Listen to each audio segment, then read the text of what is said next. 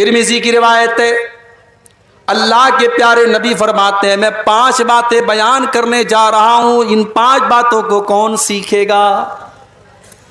من یاخذ عنی ہؤلاء الکلمات، میں 5 باتیں بیان کرنے جا رہا ہوں، ان 5 باتوں کو کون سیکھے گا؟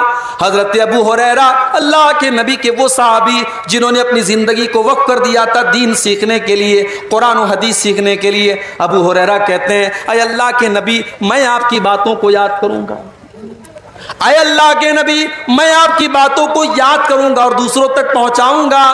آپ نے فرمایا نوٹ کر لو میں 5 باتیں بتا رہا ہوں۔ نمبر 1، اتق المحارم تکن اغنى الناس، اتق المحارم، تم حرام سے بچنے والے بن جاؤ، تم حرام سے بچنے والے بن جاؤ، تم سب سے بڑے متقی بن جاؤ گے۔ متقی بننا ہے تو بہت تہجد پڑھنے کی ضرورت نہیں ہے، متقی بننا ہے تو بہت نفل روزہ رکھنے کی ضرورت نہیں ہے۔ اتق المحارم، حرام چیزوں سے بچو، تکن ازہد الناس، تو تم سب سے بڑے تکن عابد الناس، تم سب سے بڑے عبادت گزار بن جاؤ گے۔ عبادت گزار اگر بننا ہے، متقی بننا ہے، پرہیزگار بننا ہے تو حرام چیزوں سے بچنے والے بن جاؤ، حرام کاروبار سے بچو، حرام کمائی سے بچو، حرام زبان سے بچو، حرام چیزوں سے بچو، تم سب سے بڑے عبادت گزار بن جاؤ گے۔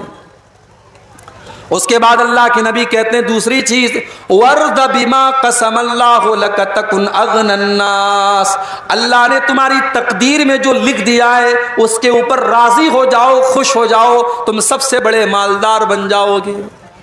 یہ حسد کیوں ہوتا ہے؟ میری تنخواہ 5,000 تیری 10,000 کیوں ہے؟ میں 50,000 مہینہ کماتا ہوں تو 1 لاکھ کیوں کماتا ہے؟ ارے بھائی وہ 1 لاکھ اپنے مقدر سے کما رہا ہے، تم 50,000 اپنے مقدر سے کما رہے ہو۔ 50,000 کا تم بھی 1 لاکھ کرو، محنت کرو، کوشش کرو۔ تمہاری تقدیر میں اگر 1 لاکھ لکھا ہے دنیا کی کوئی طاقت چھین نہیں سکتی ہے، اور تمہاری تقدیر میں نہیں لکھا ہے تو تم سارے طریقے اپنا لو، تم 1 لاکھ روپیہ نہیں کما سکتے۔ تو تقدیر میں اللہ نے جو لکھ دیا ہے اس پر راضی رہو، خوش رہو، محنت کرو، بہتر سے بہتر کی کوشش کرو، مگر اللہ نے جو تقدیر میں لکھ دیا ہے اس کے اوپر خوش ہو جاؤ۔ اللہ کے پیارے نبی کہتے ہیں سب سے بڑے مالدار بن جاؤ گے۔ مالدار وہ نہیں ہے جس کا مکان سب سے اچھا ہو، مالدار وہ نہیں ہے جس کی بلڈنگ سب سے اچھی ہو، جس کا کپڑا سب سے اچھا ہو۔ مالدار وہ ہے جو چین کی نیند سوتا ہو، جس کے بچے بیمار نہ رہتے ہوں، جس کے گھر میں کچ کچ نہ لگی رہتی ہو، جس کے گھر میں ٹینشن نہ رہتی ہو۔ اللہ کے نبی نے کہا تقدیر پر راضی ہو جاؤ، سب سے بڑے مالدار بن جاؤ۔ تیسری چیز، وَأَحِبَّ لِلنَّاسِ مَا تُحِبُّ لِنَفْسِكَ تَكُنْ مُسْلِمًا تَكُنْ مُؤْمِنًا، اور جو تم اپنے لیے پسند کرتے ہو وہی تمام لوگوں کے لیے تم پسند کرو، تم مسلمان بن جاؤ گے۔ تم نہیں چاہتے تمہاری بیٹی کو کوئی غلط نظر سے دیکھے، تمہاری بہن کو کوئی غلط نظر سے دیکھے، تمہاری بیوی کو کوئی چھیڑے۔ تم بھی دوسروں کی بیٹیوں کو، دوسری کی بہوؤں کو، دوسروں کی بہنوں کو غلط نظر سے دیکھنا بند کر دو۔ تم نہیں چاہتے کوئی تمہاری غیبت کرے، چغلی کرے، برائی کرے، تم دوسروں کی غیبت کرنا بھی بند کر دو۔ تم چاہتے ہو لوگ تمہاری اچھائیوں کی تعریف کریں اور تمہاری برائیوں کے اوپر پردہ ڈال دیں، تم بھی دوسروں کی اچھائیوں کی تعریف کرو اور دوسروں کی برائیوں پر پردہ ڈال دو۔ جو تم اپنے لیے پسند کرتے ہو وہی تمام لوگوں کے لیے پسند کرو۔ اللہ کے نبی کہتے ہیں اگر تم ایسا کرو گے تو تم مومن بن جاؤ گے۔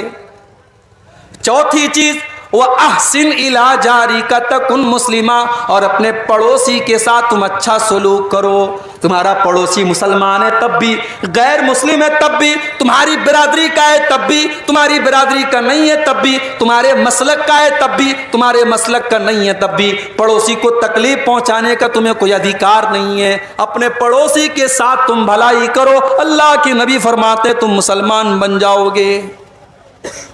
اور پانچویں چیز، وَلَا تُكْثِرِ الضِّحْكَ، اور اللہ کے نبی فرماتے ہیں کہ تم زیادہ ہنسا مت کرو، اس لیے کہ زیادہ ہنسنے سے فَإِنَّ كَثْرَةَ الضِّحْكِ تُمِيتُ الْقَلْبَ، زیادہ ہنسنے سے دل مردہ ہو جاتا ہے۔ تو ہنسنا زیادہ نہیں ہونا چاہیے، کبھی کبھی رونا چاہیے میرے بھائی۔ قرآن کریم میں اللہ تعالیٰ نے رونے والوں کا واقعہ بھی بیان کیا ہے. قرآن کا 7واں پارہ کھولو. وَإِذَا سَمِعُوا مَا أُنزِلَ إِلَى الرَّسُولِ تَرَىٰ أَعْيُنَهُمْ تَفِيضُ مِنَ الدَّمْعِ مِمَّا عَرَفُوا مِنَ الْحَقِّ. اے نبی، عیسائیوں کے سامنے بھی جب قرآن پڑھا جاتا ہے تو عیسائیوں میں جو نیک لوگ ہوتے ہیں، جو اچھے لوگ ہوتے ہیں، وَإِذَا سَمِعُوا مَا أُنزِلَ إِلَى الرَّسُولِ، جب قرآن کی تلاوت کو وہ سنتے ہیں، تَرَىٰ أَعْيُنَهُمْ تَفِيضُ مِنَ الدَّمْعِ، تو اے نبی آپ کیا دیکھتے ہیں؟ ان کی آنکھوں سے آنسو بہنے لگتا ہے، وہ رونے لگتے ہیں. حبشہ کا دربار تھا، نجاشی کا دربار تھا، اور مسلمانوں نے حبشہ میں جا کر کے پناہ لی تھی. مکہ کے کافروں نے 2 لوگوں کو بھیجا. ان دونوں لوگوں نے آ کر کے نجاشی کو بھڑکانا شروع کر دیا. کہا اے نجاشی، اے حبشہ کے بادشاہ، یہ لوگ جو آپ کے ملک میں آئے ہیں یہ حضرت عیسیٰ علیہ السلام کو برا بھلا کہتے ہیں، یہ حضرت مریم کو برا بھلا کہتے ہیں، یہ ہمارے ملک سے بغاوت کر کے آئے ہیں، آپ ان کو ہمارے حوالے کر دیجئے. نجاشی نے مسلمانوں کو بلوایا. مسلمانوں نے حضرت جعفر رضی اللہ تعالیٰ عنہ کو اپنا نمائندہ بنایا. نجاشی نے کہا کہ اے مسلمانوں، ہمیں پتہ لگا ہے کہ تم عیسیٰ علیہ السلام کو برا بھلا کہتے ہو، تم حضرت مریم کو برا بھلا کہتے ہو، تمہارا کیا خیال ہے؟ حضرت جعفر نے کہا کہ اے نجاشی، اے حبشہ کے بادشاہ، میں کوئی اور بات تو نہیں بیان کروں گا، میں قرآن کی آیتیں آپ کے سامنے پڑھ دیتا ہوں.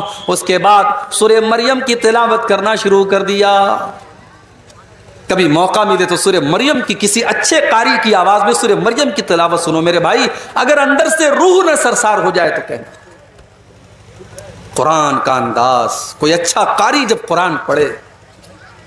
حضرت جعفر تو اللہ کے نبی کے صحابی ہیں. جب انہوں نے اپنے انداز میں قرآن کو پڑھنا شروع کیا، وَاذْكُرْ فِي الْكِتَابِ مَرْيَمَ، جب انہوں نے حضرت مریم کا واقعہ بیان کرنا شروع کیا، عیسیٰ علیہ السلام کی پیدائش کا واقعہ بیان کیا.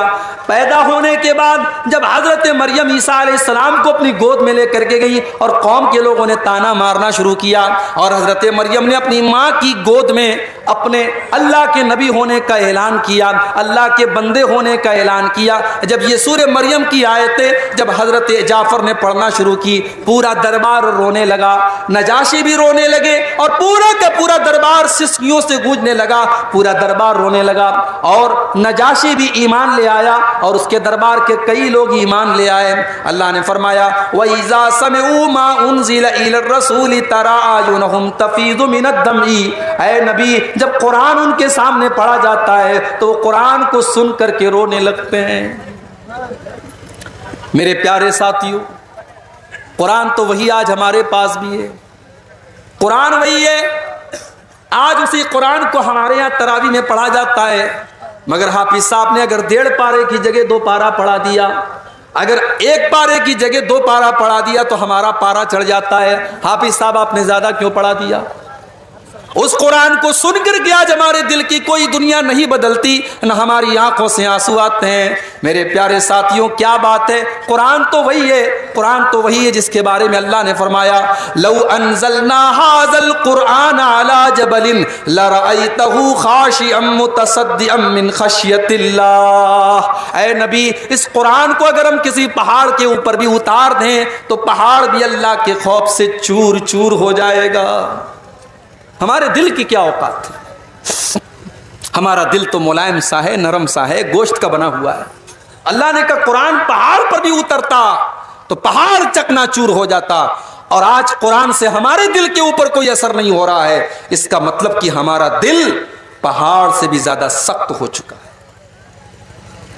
قرآن کا پہلا پارہ اٹھاؤ، اللہ نے یہودیوں کے بارے میں فرمایا ثم قست قلوبکم من بعد ذلك فهي كالحجارة او اشد قسوة. اے یہودیوں تم اتنے گناہ کر چکے ہو, تم اللہ کی اتنی نافرمانی کر چکے ہو کہ گناہ کرنے کی وجہ سے تمہارے دل کٹھور ہو چکے ہیں, تمہارے دل سخت ہو چکے ہیں, پتھر سے بھی زیادہ کٹھور ہو چکے ہیں. اس لیے کہ پتھر بھی کچھ ایسے ہوتے ہیں کہ پتھر سے رس رس کر کے پانی بہنے لگتا ہے, پتھر اللہ کے خوف سے جھک جاتا ہے اور پتھر سے ندیاں نکلنے لگتی ہیں. مگر اے یہودیوں تم اللہ کے اتنے بڑے نافرمان اور اتنے بڑے گنہگار ہو کہ تمہارے دل تو پتھروں سے بھی زیادہ سخت ہو چکے ہیں.